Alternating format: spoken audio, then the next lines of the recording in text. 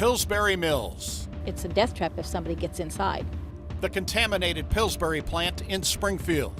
Basically, it's a dangerous place sitting there empty. You know, it's a multiplex building. It's very dangerous inside. Now, a massive EPA Superfund site. This is the largest cleanup of this type that I have ever done.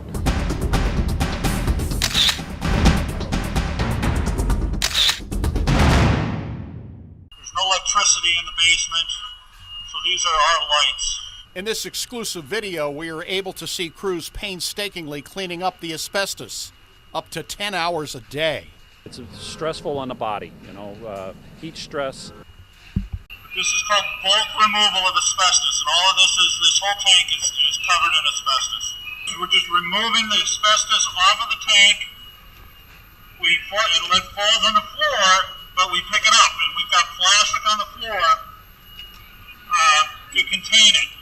The Pillsbury plant is a toxic soup of contaminants, hazardous materials, and the big problem for the EPA is they are quickly running out of money.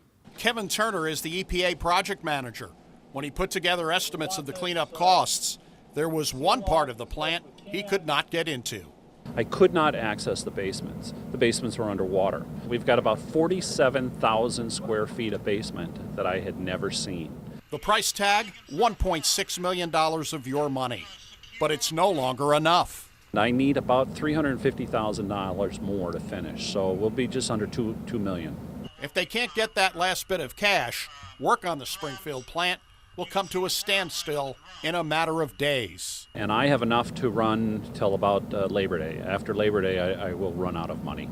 In a July 2017 EPA memorandum requesting more money, the EPA states removing hazardous substances is time critical. John Keller is president of the Pillsbury Mills Neighborhood Association.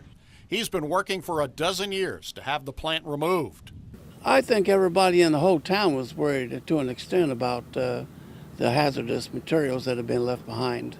In 2016, Diane Gwynn told us her father worked at Pillsbury from 1948 to 1985 and died of an asbestos-related disease. And he passed away in 2012 as a direct result from the asbestos that he was contaminated with from Pillsbury. We use a lot of water in this process. Asbestos is the main contaminant. The asbestos is falling off of these things. It's on the floor, it's partially on, it's partially hanging.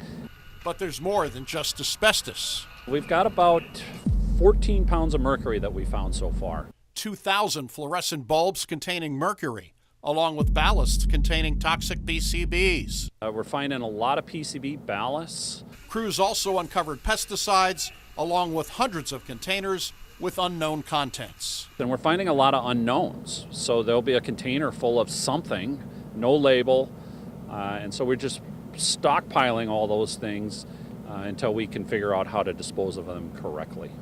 Along with paint chips to be removed as part of future asbestos abatement.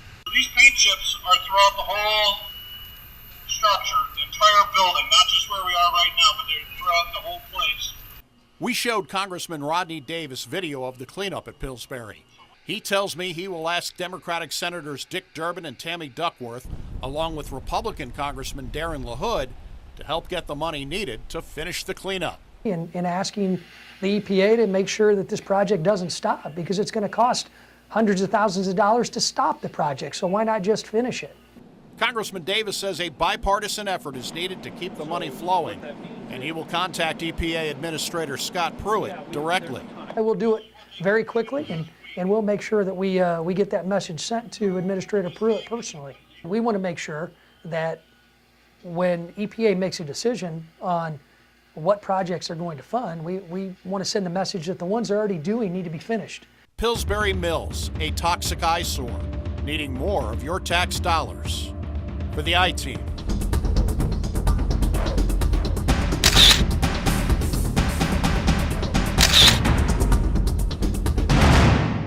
Doug Wolfe, WAND News.